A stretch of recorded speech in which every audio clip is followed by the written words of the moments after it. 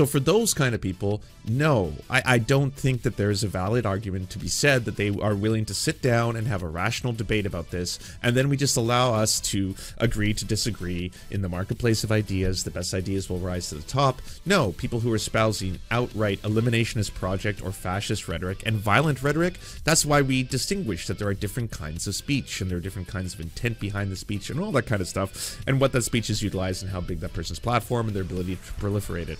So I don't think just using as the only guiding star, the principle at the bottom of all this, that we just have to, in all cases and all conditions, allow anything to be said on the largest possible megaphone. And that's how we have true freedom, because that's just not the way the world works in any respect. I also want to check out the Fantano debate. Extremely aggressive with just like all their policies and enforcing, you know, politically correct rules, which is, I think it's cool, but what's happening? Okay, serious. This is a serious question. Why do Destiny's fan base, like this dude who's talking to Anthony Fantano right now, why do they think they're progressive? Like, these guys basically got de-radicalized, became Destiny fans, and then slowly but surely seeped back into that exact same framework. If you want background, by the way, Anthony Fantano does music reviews on the internet. He's the internet music review guy. And love him or hate him, he made a review on Ye's new album, which he says he can't review it because there's just no ethical way to review something, in this case, either to promote the album or to basically talk about art or creativity and separate the art from the artist in a case of someone who's so extremely anti-Semitic and has, you know, doubled, tripled, quadrupled down on the anti-Semitism like Ye has. And so that got Anthony a whole bunch of hatred on the internet by a lot of people being like, but you can separate art from the artists. You've done it before. How many of your artists are problematic? You know, did you know about all these other artists like David Bowie? You know, he's allegedly a pedophile, stuff like that, but you'll still review their art. Did you know that the Beatles, you know, multiple members of the Beatles have problematic things in their past as well, but you'll still review them, you know, that kind of stuff. You want more debate content right now, but just in case, Melon interviewed a moderate guy with the Kanye stuff. Okay, hit that. Yeah, let's do it. Let's watch that. Yeah, I'm doing two at the same damn time. Okay, separate the art from the artist. I wish people would just ignore this mid-ass album, and I love Kanye. Yeah, I gotta be honest with you, it's not great, you know, as a massive Ye fan. And it is really hard to listen. Like, I just listened to it in the same way that I really want to watch Madame Web, okay? I really want to see Madame Web now, in large part due to you, internet, and just all the shit I'm seeing about it, because I was just like, holy fuck, all these clips make this look like the greatest, worst film ever. This might be the next, like, fucking, it looks hilarious. It just looks really, really funny. I want to watch it because it looks so bad that it's just like one of those silly things. Fascinating, really, how millions of dollars went towards making this kind of shit. But yeah, similar with Ye and the entire, you know, anti-Semitic arc that he went on, and all these white supremacists who were trying to use him to basically like push the Overton window and all that kind of shit. And then we've got this new album that came out and Ty Dolla $ign's on it as well. And like, I just a morbid curiosity that I had to hear what exactly this, and then the fact that it was charting really well too. It was like #3 on what is it, music on YouTube before YouTube took it down. Then it was #1 on Apple charts until Apple took it down. Like, yeah, part of me just a strange curiosity on what's this that album we're all about. living in right now, the political divide that's present at this moment. And dude, I love this. Okay, typical Kanye fan, by the way. Oh my god, it's awesome. I think, I don't know, tackling these topics with a lot of aggression and a lot of conviction. I understand where you're coming from. You've been doing this for a long time. I understand it's probably tough for you. Like, I have seen all the haters and all the people. Listen, I'm not having a tough time. I'm fine. Okay, cool. Is the polarization the problem to sort of like get to the? Yes, and really okay, let me just finish. Okay.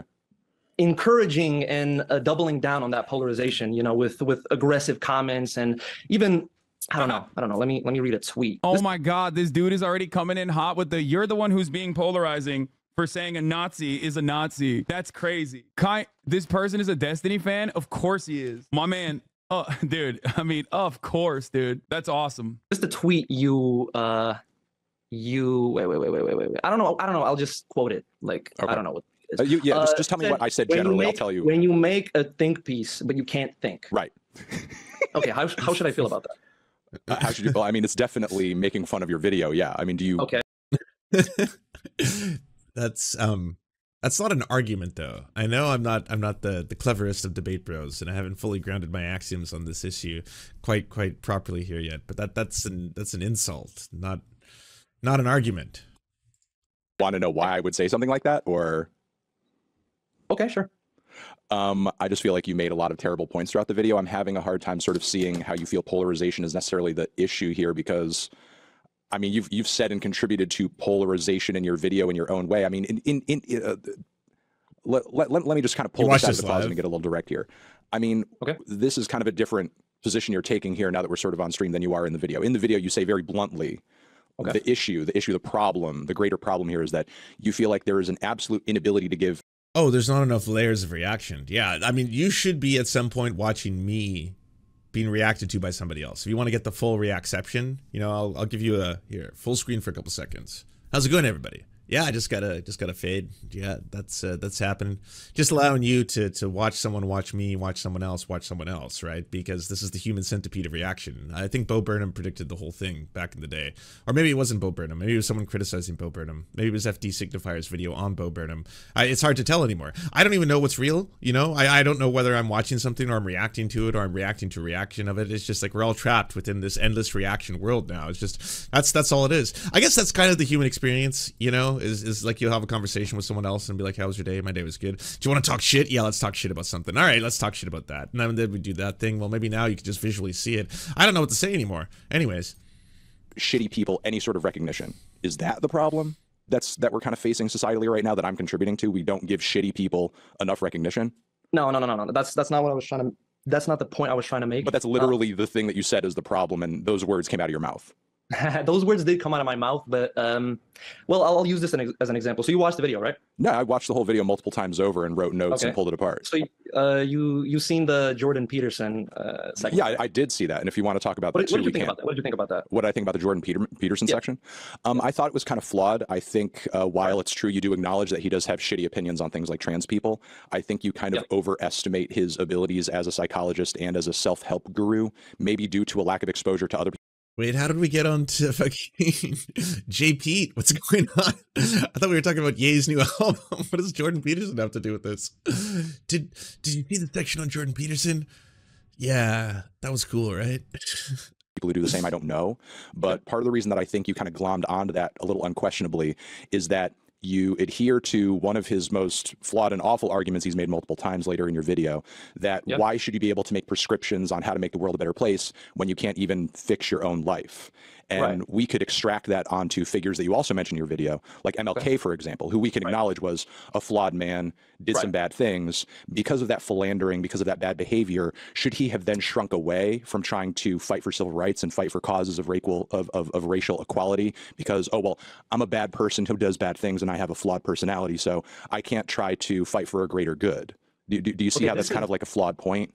Yeah, I get what you're trying to say, but I was more so referring to the, regular Twitter user than. Yeah, sorry, Jordan. Every single time we talk about you, you pop up in the YouTube chat. Jordan B. Peterson, everybody, the one and only. Than people who actually have a platform, because I see a lot of the regular Twitter users that even responded to me and attacked me. I see them as just kind of adding fuel to the fire and not really helping in any way. But the thing is, like, MLK had. Let me finish. Oh wait, MLK had to at one point be just some like regular, average, irrelevant Joe who was still a flawed person. He was a flawed person first. We all start off as flawed people. We never start with a platform that we can then do something good with. So he started out as a flawed person, and just like any other random Twitter user, was somebody who had an idea and a passion and a point of view at one point that he felt was worth fighting for. I get what you're saying, that like a lot of these people may be coming at you on Twitter like irrelevant nobodies, but like not all of them may be forever, and at least a few of them may go on to have a platform and have influence that they sort of have some kind of positive impact with, even if behind the scenes or to some extent they are some kind of flawed person that makes mistakes. I disagree with that because of the notion that the way MLK, and I'm not very educated, I'm not very educated on this issue. I'm not even from the US, so I'm not completely familiar with all his talking points. But the way he approached the— Did this motherfucker say MLK's talking points? Like, I'm not familiar with MLK's talking points. Like, MLK's like a commentary YouTube guy. How hard did MLK own his interlocutors in the marketplace of ideas? I'm not aware of. You know what I mean? Understanding and trying to connect even with the racist people, trying to reach them than just like pure attack. You, everything you're saying is wrong. Bro, this guy, dude, God, the smartest Destiny fan on civil rights issues. Like, dog, That's so wild, just to be like, yeah, I'm not entirely sure. Like, was MLK Jr., was he a rule or act utilitarian? Was he into deontological arguments? Did he actually ground his axioms before presenting them? Was he clear and precise? Did he use precision in his arguments? How was his rhetoric exactly? MLK didn't just not only criticize racist people, he even criticized liberals who are ostensibly or supposedly on the side of racial justice at the time. Also, what does MLK have to do with Kanye West being a Nazi? I'm so confused here. Like, why are they even talking about MLK at all? You're a piece of shit. Oh my lord, dude. Oh my lord, dude. Why are Destiny fans like this? Where do they get the confidence? I live with crippling self-doubt. Okay. What do we have evidence that this guy's a D guy, or did a drama chatter just say it? No, Lil Bear said it as well. And I get what you're trying to say, but can I not like acknowledge that something helped me? Can I not be honest about, I don't know, about good experiences I think it's unfair to call this person a Destiny fan when ultimately, so far, it seems like they're a Jordan Peterson fan more than anything. And they keep invoking Jordan Peterson and keep being like, well, can I not mention the fact that, like, you know, the idea of cleaning up your room, I took it. And it's like wild. Like, no, seriously, dog, my room's clean now. It's nicer too. Yeah. There's not as many insects and like it's clean. I like it. He did me a solid. So maybe he's right about everything. have with certain things, because honestly, you should be dishonest about that, because that shit is embarrassing, son. Saying Jordan Peterson saved my life because he told me to clean my room is straight up embarrassing. I'm sure there's people in here right now who also went through their like little right-wing, alt-right. That was my whole, probably hold on. That was my whole bit. Yeah. I mean, I hope at some point or another, everyone here is getting that advice just as kind of common sense advice. If you didn't already know this, yes, it's beneficial. There are benefits to you in a variety of ways to being clean. Just being clean in general, not just having a clean room, having a clean body, having a clean asshole. Just wash your penis. You know, the book by Jordan Peterson. It's not a complete lie. These things, just again, common sense measures that you should be taking, they can help you too. They can help your mental health. If you live in a cleaner house or a cleaner room or a cleaner environment, you may find yourself perhaps a little bit more inspired. Walking, exercising, moving around, that kind of stuff. It's all healthy and good for you. This, again, very common sense kind of like self-help guru stuff. You can get it for much cheaper than whatever the fuck, you know, 14 rules for 88 lives is selling for now. I'm guessing that's probably a lot more expensive, that book than he ever used to be. But if you want to, you can go out there and you can find yourself, I'm sure, like at any like dollar store or something like that, you know, how to be happy, how to be more successful, that kind of stuff. And it's going to have the exact same things, just not with all the kind of religious theology packaged in there as well. But, you know, simple stuff like, guess what? It is cheaper and healthier for you to cook for yourself, to prepare your own food, than it is for you to eat out or order out all the time. That's something that will save you money. You can make much healthier food. Eventually, after some time, you will make much more delicious food. It's good for you. It's good for everything. It's just generally better in general. Same thing with, you know, being fit or being healthy is probably better than being completely sedentary all day. That's not to say that you can't also enjoy life, by the way. You got to find that balance. That's what we're all trying to do. You got to maximize yourself. Become the best version of yourself that you can possibly be. Everyone has that. It doesn't matter if you are going to be someone who's an incredible athlete or someone like myself who could not, you know, shoot hoops to save his life, but we'll try and like a, you know, a big-footed clown man fall all over the place. That's kind of just, you know, that's what happens, and that's fine. That everyone must do the best within their own means. That kind of stuff. All of that was free. You don't got to buy shit. You don't got to sub. You don't got to give subs. You don't got to. That was all just completely 100% free advice. There you go. Generic advice though, right? But if you start adding stuff to that, like there's some cause, and then you start getting really emotional about this kind of stuff whenever you do interviews. Whenever I was on like a podcast, like say Western Kabuki, when they invited me on, if I was all of a sudden like, oh bloody hell, you know, there's a saying, you know, the early bird gets the worm. Does it? Does it really? And young men, they don't know. What if they're the worm? I ask you, why? Why? And like that, if I did that on a regular basis and everyone was like, whoa, this person's really, really passionate about this cause, apparently helping young men. He seems very, very passionate. In fact, he's bawling uncontrollably right now. And he's talking about, I don't know, nursery rhymes. Hard to tell between all the word salad and everything there, but he cares. That man, whew, he cares. He's dedicated. The similar perspectives, but especially at this stage, like you should keep that to yourself and never try to use it as a valid argument. But You know what yeah, I mean? so complete. Don't acknowledge it, man. That's just There you go. You all get embarrassing. one. They come from a problematic source. Is that what we're doing? You know, Is this in this specific case, I don't see an issue with it per se, especially since you kind of acknowledge that Jordan Peterson does legitimately have like shitty opinions on certain things. Yeah. Like the greater problem is that like Jordan Peterson, I mean, you could look at the man's Twitter account. You could look at his speeches. You could look at where he gets booked and does talks on a regular basis. Also, super weird that if you're like, hey, I got a lot of beef about your fucking Ye album review. Okay, would you like to come on to discuss that? I would. Can we talk about a lot of other people now that I'm here and we're live? I got to bring up a whole bunch of other people. You know, Jordan Peterson. What do you got to say about him? Huh? Brett Weinstein? Come on. Sam Harris? The entire intellectual dark web. Like, whatever he does, if he decided tomorrow that he was going to stop making a living off of lying about and debasing trans people and just focus on the psychology stuff, to whatever extent people enjoy that or get something out of it, that would be fine. I wouldn't really have a problem with that. I think you're conflating. I didn't just focus on his psychology stuff. No, I know you're asking me a personal question as to whether or not I want him deplatformed, or whether or not I think we should throw everything away. Sure. Should you want him deplatformed? Deplatformed from what? Like Twitter? Twitter. I mean, I think he's, I guess, allowed to be on Twitter as according to the TOS. You know, I don't really know what you think my argument is. Like, I'm not saying that like Jordan Peterson should be prevented from speaking his mind. What I'm saying, yeah, he made such a dumb argument. He made, sorry, I just saw something so funny. He said something so stupid. Alex Press just texted me in that moment. He said something so stupid. What I'm saying is like what happened with Andrew Tate, for reference. What happened with Andrew Tate? He got deplatformed off everything, and his stature grew. What do you mean, dog? He's still on Twitter, and no, his stature absolutely did not grow. What? Wait, okay, bro. Two things. One, deplatforming does work. Okay, if it didn't, then people wouldn't be complaining about it all the time. Yeah, and I think with Andrew Tate, you can demonstrably show that once he got fucking nerfed off of TikTok, that definitely hurt his bottom line. Andrew Tate, the MLM scam that he was basically pushing, the one clever bit about it was basically trying to get a whole bunch of people to upload videos of him saying very, very extreme and incendiary stuff on TikTok and use affiliate codes to be able to sign up for his courses and stuff like that.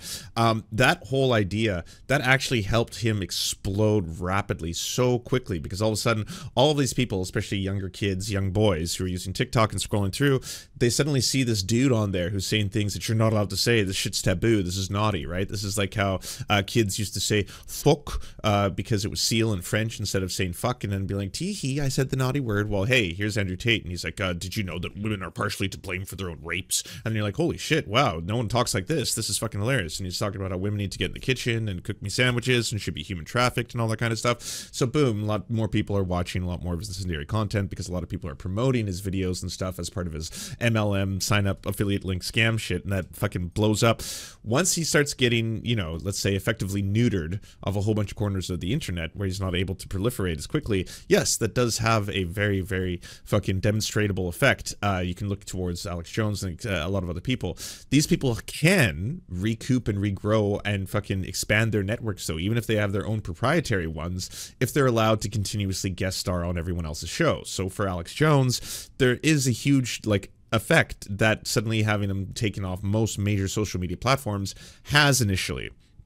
He regrows a lot of his network and his branding, though, by going on Joe Rogan's podcast and going on Tim Pool's show and going on Steven Crowder's show and co-hosting Steven Crowder's show and just on and on and on and on. Then yes, you're just basically allowing these people back on the old social media platforms, but they're technically banned. That's their own personal accounts, but they, as people, are still allowed to be on the people's videos. Shut the fuck up. Of course it works. Okay, it does. Look at Milo Yiannopoulos. Look at Andrew Tate in the areas that he did actually get deplatformed, I guess, like Romanian police. In a way, being deplatformed. To be fair, though, Milo got canceled by his own. Like, Milo is basically someone who got canceled because he went on a podcast and was talking about there could potentially be a benefit for a sexual relationship to occur between someone who is underage and an adult, and that was enough for the right to effectively remove him. You know, it's that same argument you've probably seen in those Vosh compilation clips, that kind of stuff. That's what got Milo effectively excised from the right.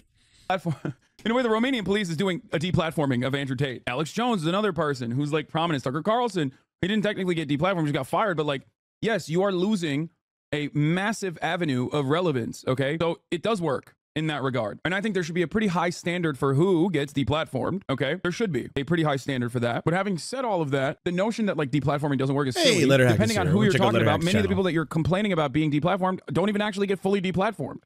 He became sort of a martyr for the Red Wing, you know, Piers Morgan, whatever, like Ben Shapiro, everybody talking about him. His popularity rose more than ever because... Dude, yeah, because he didn't get deplatformed fully. What are you talking about? That's exactly what you're... If you get deplatformed, that means like... Watch for saying it's still bad no matter what, though. Yeah, but I would disagree just with the basic setup of that argument in general. I don't think there is any way potential. I'm not just doing this for interesting alone, but there's no way for there to be a positive potential outcome between you know, a child and an adult having a sexual relationship. Again, if you're trying to demonstrate or talk about the difference between rule and act utilitarianism, there's so many other examples that you could use that are actually just very, very quick and easy. You don't have to just go right to, okay, all right, like hear me out. What if? Ben Shapiro is not having you on his show, or Piers Morgan is not having you on his show. You become like genuinely a toxic person, a toxic brand that people do not want to associate with. You can't say this person got deplatformed and then simultaneously talk about the platforming that occurred right after. That was his main talking point for a long while. He was like, hey, I'm banned from everywhere. They don't want to hear what I'm saying. Where was he saying this? On a fucking platform. What is happening here? Like the higher ups banned me from saying this because they don't want you to hear this. You know, he gave them validity in a sense to the ignorant people on the other side. And I think the thing here is that we're on the same side here. Okay. Even though I hate, you know, using sides as you know, in my terminology, but I think we want the same thing, but I think we just have different ways. I completely forgot that this was about Ye's new album. Do they even talk about that, or they just talk about deplatforming and Jordan Peterson the whole time? But just because there's a demand for a certain type of content, I think we can, without sort of like... Anyway, this is why he should have brought up the gun point, okay? This is why he should have brought up the motherfucking gun. Psychos out there who would demand if they had the freedom and ability to demand and consume it. But just because that demand is there doesn't mean that we should try to satisfy it as a society. You see, we should try to satisfy it. I mean, that's a very idealistic way of viewing things. No, it's not idealistic. How you portrayed it is. I don't think we should do it as a society either, but we've seen it time and time again. Certain individuals. No, okay. Well, let me be a little bit bolder about it. I think we should actively discourage the creation of certain types of content. We do that though, and it doesn't work. Okay, no, it does work because there are certain types of content that are illegal that would proliferate much more greatly. And why is Hassan always assaulting a salad when I turn back to the stream? What are you, bro? I'm not even eating right now. This guy's like fantasizing.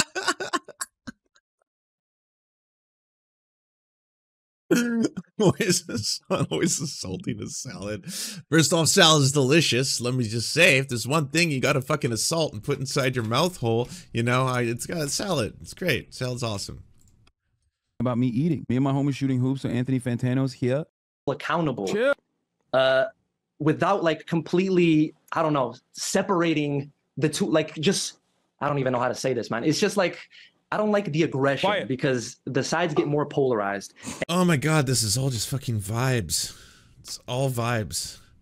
And like, it seems to boil down to the same thing. It's just like this weird version of free speech that a lot of, you know, either libertarians or centrists or center-righters or right-wingers all the way across, that they believe freedom of speech is basically, at the end of the day, the ability to say anything, and then the best ideas will rise to the top, and that's ultimate freedom of speech. And then, you know, ideally, people are going to point out, hey, that doesn't exist, first off, under social media. All social media, those are dictatorships. They decide what you can or cannot say or do. They have clear guidelines. Those are called the terms of service. I'm sure you've heard TOS multiple times. They're the arbiters of the speech in this scenario. And even in that, yes, there could be a benefit for us to not allow certain kinds of, let's just say, ideas to proliferate simply because they become popular very easily, such as, yes, Andrew Tate lying that women are partially to blame for their own rapes. That's just like a very damaging lie to put out there and to have people promote on the social media platform. So it doesn't surprise me that social media would want to curtail certain kinds of speech. Holocaust denial, for example, stuff like that, that they wouldn't want to allow neo-Nazis to spread lies about Jewish people that can result in people doing actual anti-Semitic violence in the real world. That's one of the things. It doesn't always have to come down to, yeah, but more censorship. Then, you know, why is that same crowd always fucking the ones that mass flag videos when they say mean things about their daddies and mummies? You know, or the higher right chicks of the world who need to sue everyone into oblivion if they don't like the criticism they're receiving. It's like, oh, fuck, I'll sue you. Time for litigation. Time to take away your speech. Yeah, it's horrible that he has a platform to do that. But why does Kick even exist? We have to go back. Twitch as a platform was extremely aggressive with like all their policies and enforcing, politically correct rules, which is, I think it's cool. But what's happening? Dude, why are okay? Serious. This is a serious. Fantano. Okay, I just want to see a little bit more. I'm gonna watch the original Fantano debate. Like, like you can go and look it up on Twitter, on YouTube, on wherever, because I'm not going to come on stream here and repeat the stuff Destiny said that got him banned. The way I understood it, it was on a much more moderate level than I'm like. I've literally seen words come out of this man's mouth that unquestionably advocated for the murder and death and killing of people who, for his own personal ideological reasons, he found to be disagreeable. And that's not good. You kind of do the same thing, don't you? No, I don't hop on stream and advocate for the death of others. No, I don't. Or else I would be in the same pool as Destiny right now. Oh, sorry, they're debating Destiny. Critical points are so far outside of the Overton window that they can't be considered. Let's say a moderate position on, give me the most moderate Destiny position that you can think of. Moderate Destiny position? I mean, he has a lot. And I think that was kind of unproductive and kind of ended up to more attention being created around the album, where people who maybe wouldn't have listened to the record were like, well, what is this drama? The man with the glasses is the strongest mustache on screen. That's fair. I'll accept that. I saw people were complimenting my chin game. I appreciate that. But that's true. I can't really do mustaches well. They turn out quite horrible. I'm not under any delusion that there's anything that I could do to bring Kanye any more or any less attention. Okay, so what is you're just fighting with people out of it's fun for you? Well, I'm definitely calling it out, and I'm definitely pointing out that the well has been poisoned to the point where doing a normal review of his stuff is pretty much futile. The reason I was fighting with Kanye fans is because a lot of them are kind of reiterating the straw man of my argument, which they also, just, I'm going to say this objectively, the album sucks, okay? It's like, they've been shitty for a while. Pablo was shit too. Like, it's just like, Ye has not been putting out his best ever since going on, the simultaneous anti-Semitic arc that he's been doing. I think is Kanye bad, can't review Kanye bad, when my actual argument is that his actions and his statements and his behavior have either solidified people against him or solidified the cult of fans around him to the point where you can't really have a level-headed discussion around him and his music without being called either biased or just being looked at by people who, rightly see what he's saying and doing as disgusting and thinking like, well, even if it is good to an extent, I don't want to affiliate with it. I mean, you yourself said in your video that... yeah, vultures is Serfs.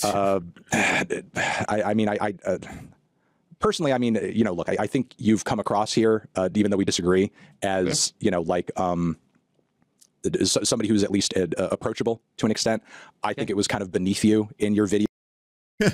So that's at the 45-minute mark. It sounds like the wind down and like, let's just agree to disagree. This wasn't even halfway through. It just keeps on going for an hour and 30 minutes. So for you, like I said in my video, it's okay for you to feel the way you feel. The question is, how do we combat that? How do we combat this issue and like come to like, I don't know, a productive solution, like come to a compromise of sorts and not just like continue bashing shit. You know what's like wild is that like, okay, and this is going to add to the streamception right now. He makes a video on why he can't review Ye's album in the same way he reviews other albums because the well's been so poisoned by his pretty blatant anti-Semitism. He's mad at Ye, or you could say he's critical of Ye, or wants to take a critical stance at Ye. That video comes out. This dude makes a video criticizing his video, criticizing Ye, stating, hey, by the way, you shouldn't have said that kind of stuff. They debate. Then now there's me. You can tell it's just making me sick at how ridiculous this is. There's me criticizing crumbs of the debate, criticizing Fantano, criticizing Ye. We're not even talking about Ye or Ye's music right now, I assume, right? We're so far removed from that. The approach I take usually they were debating Destiny earlier. Even though obviously I have a certain, I'm not like a fence-sitting centrist. I have a certain ideology and certain political opinions I hold. I always try meeting people in the middle, right? I want to approach my videos with to a degree where like a Republican could watch it and look at it like, okay, this guy is not just like completely saying fuck you. He's actually made some good points. Maybe I should think about this a little bit, And that's all I'm trying to do with my videos at the end of the day. Now, I can concede to the fact that a lot of my thumbnails and a lot of my titles are like inflammatory, like baity, disgusting to a degree. And yeah, that's unfortunate, but Aesop, has Aesop Rock made anti-Semitic comments? Is there drama there I don't even know about? Fortunately, that's the best way to drive people to my content. And I feel like my content being as nuanced and as unbiased and as good faith as it is. Man, there's times when I love the internet and times when I fucking hate the internet. You know, just hearing human beings speak in this way consistently. Like, I am the most nuanced, okay? I'm the most good faith. And trust me, bro, I ground my axioms, okay? I've got very strong philosophical positions that they guide me throughout all of my discourse and conversations so that I am remaining ethically consistent. That is the most important part, so that people, strangers who watch me, they understand that I'm not coming at things from a left-wing or right-wing perspective, all right? I'm finding the truth somewhere in the gooey center, the ooey gooey center. Yeah, where things are moist. Like, well, unreasonable, and I see the points of both sides. No, the correct position is we allow people to be free. Like, that's the correct position. Like, there are points where centrism doesn't make sense. I understand. I'm not saying I'm a centrist. The way I'm approaching it is from a place of understanding and trying to reach every side of the spectrum. Don't say moist, but it's the most disgusting word in the English language, isn't it? It's one of the, anyways. Yeah, it's one of the worst. And I think that's a lot more productive than just sticking to your side and condemning everybody who's like a little bit more close. Well, okay. Well, what I'm saying is, like, on a case-by-case basis. Okay, on a case-by-case basis, there are some positions and points of view that point-blank period are condemnable. I can think of worse words. Well, yeah, obviously there's worse words than moist. It's just funny that moist is a word that pisses so many people off. Back in my day, it used to be the name of a band. Yeah, so every time they came on the radio, you'd like, who is this? I think it's Moist. Yeah, that's Moist. Moist new single. I agree with that. And you don't need to sort of like see their point, you know? And again, I'm not saying that's always the case for everything all the time. I'm just saying, especially in this case, especially in this specific case, where we are talking about stuff that is in reference to and has parallels to Nazism, okay? It's worth taking a staunch position and being like, you know what, this is like bad. This is. Yeah, I would agree with Anthony there. I don't think it's a controversial position to be like Nazis bad, especially in regards to this. And what he's talking about when he's like, well, centrism doesn't always answer the calls to the moment. When it comes to, I guess, the liberation of any one group, right, and the liberation of people, and then that ultimately is what we're talking about when we're talking about freedom, because there is all these unjust hierarchies that we reinforce throughout society. Everyone blah blah blah. You don't need to hear me get all left on this shit. Yeah, opposing that, as in saying like, I don't want to stand for the status quo. I understand that to you the status quo is acceptable. You might say something like, well, I don't agree in just racism. It's an ugly word, isn't it? I don't like the idea of racism. But at the same time, I think we use very loaded and strong terms when we talk about these issues. Like when it comes to indigenous people using the term genocide, like, are you trying to invoke the Holocaust or something? That's pretty loaded too. So as a centrist, I take the firm position in the moist-ass, moistly moistened center, where it's moist and very moist. The center to be, you know, directly in the middle of it all, to understand that perhaps not too much or too little freedom, right? We have to get to the moist. Okay, I did that. I also did that in the video, but the point I'm trying to make is we both think it's bad, okay? So we're on the same side. Okay, it's bad. It's bad, but the fact it's bad. How do we combat that? How do we combat that in the most effective way possible, in the most pragmatic way possible, in a way where people can actually like? Yeah, that's what I think Fantano's argument come to an agreement on things. Was where the sides don't just get more polarized and a kick gets created and a Donald Trump gets elected president. You know, I want to meet people. So, by the way, that phenomenon that you're witnessing right now, I know it's a little bit difficult to explain from the center, obviously, but like you may have heard this, and I've heard this from, say, liberal friends, say to me, Lance, you know, I appreciate that you're a leftist and you're left wing. I don't really consider myself a leftist, but I feel like I'm becoming one because it just feels sometimes like the right is just going so far extreme. And like that, don't worry, that's not just you imagining things. Yes, in their rhetoric and the way that they are speaking about things, they are repeating a lot of the same talking points and utilizing a lot of the same arguments that fascists have used back in the day in order to, again, both other certain groups, to ascend power, to vilify different people, and to explain a lot of the economic problems that they were having at the time that led to the Great Depression, and not have to take responsibility, aka basically change the economic systems that they had, capitalism, and march towards, let's say, a hyper-capitalism, aka fascism, which is what Hitler and his army ultimately became. The fascist project thankfully failed. Multiple fascist projects have failed. And there's obviously a desire from extreme traditionalists to return to the good old days, as they consider it. And so, yeah, not agreeing with or not tolerating that is certainly not a mark of trying to silence ideas. At a certain point, a certain amount of dogmatism is actually what you could consider healthy for society when it comes to certain concepts and ideas, right? Like the Overton window.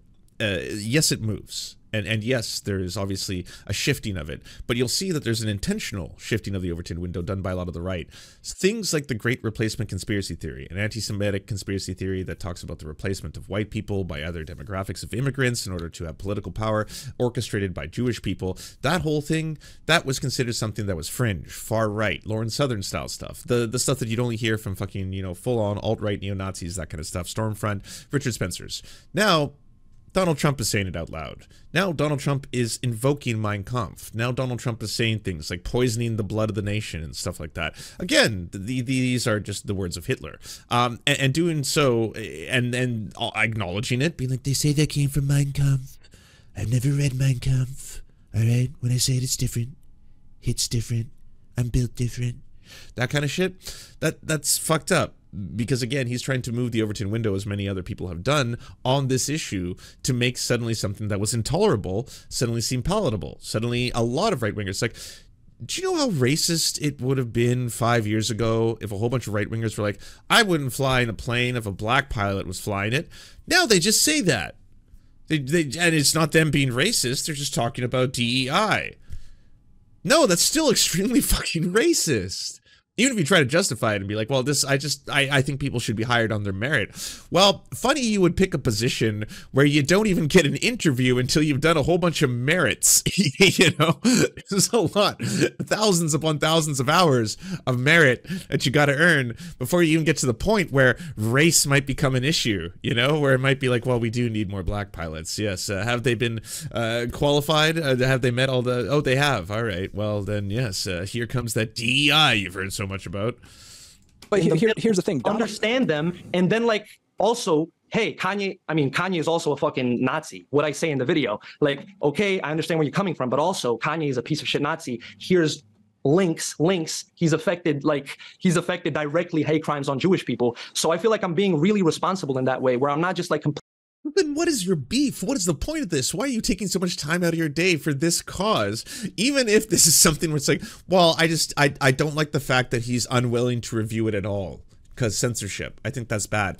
It's like, that's Anthony Fantano's opinion. He's just a human. He's allowed to do and not do what he wants. He's a dictator, you might say, of his ideas, of what he wants to do with his channel. He just like, you could say he's beholden to his fans. And obviously if he suddenly, you know, started saying the N-word a bunch, I bet he would fucking fall off and get canceled pretty quick, as he should be, by the way, for like a white person doing that. But I'm just saying, why are you taking fucking onus with this? Why are you upset about the whole, you know, Ye album shit? Completely throwing away the other side, but really, yeah, the freedom of speech is when you have to review fucking Nazis and then educating them on these things. Okay, I feel like that's a lot more effective and responsible than what a lot of other people do, and that's, yeah.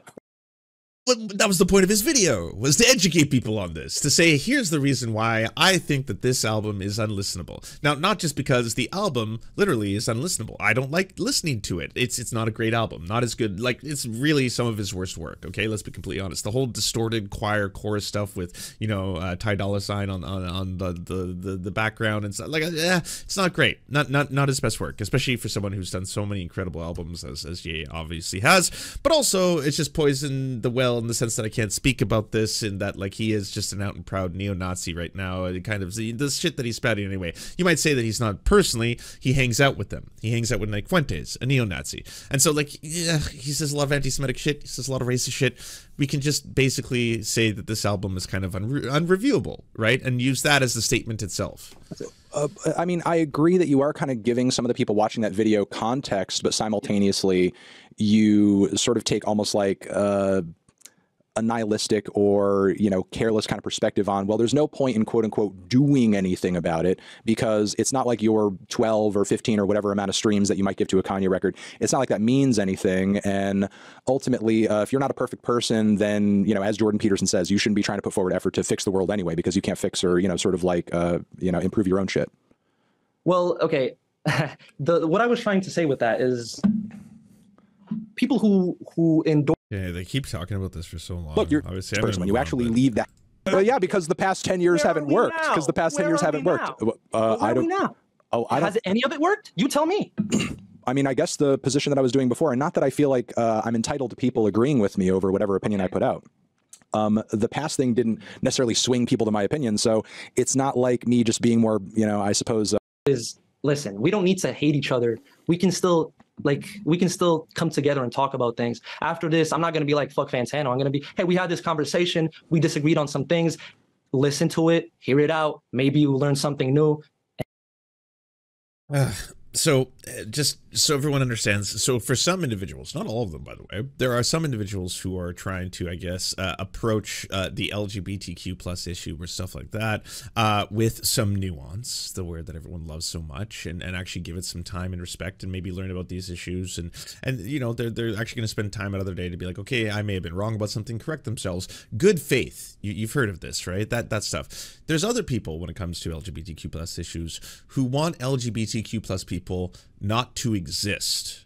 Like, part of their project, part of their work, whether they are grifting or not, is to, quote, remove transgenderism from society. We have both Libs of TikTok and Michael Knowles having made that pretty explicit. We have people like Matt Walsh who have said that they are proud to be transphobe of the year and to be a theocratic fascist. These are not people who are interested in a conversation to be able to learn in good faith about these issues, because they've been caught lying multiple times and they've never corrected themselves. They've been told the truth multiple times and they've never corrected themselves. They delete the tweets. They will just say on Joe Rogan's podcast, when Jamie shines in their face that you're actually lying directly to your entire audience about these numbers, they will then be like, oh, well, Media Matters is going to have a field day with this. Not like I should change course. I've been lying about this, clearly. No. So they are trying to enact, whether they deeply believe it in their hearts, it doesn't matter, right? To LGBTQ plus people who face, you know, the potential to be eliminated from this earth at their rhetoric, at the hands of them and their fans taking up arms and guns and beating people or shooting people or doing bombs and stuff like that, they are fascists. They are trying to, again, get violence committed against queer people.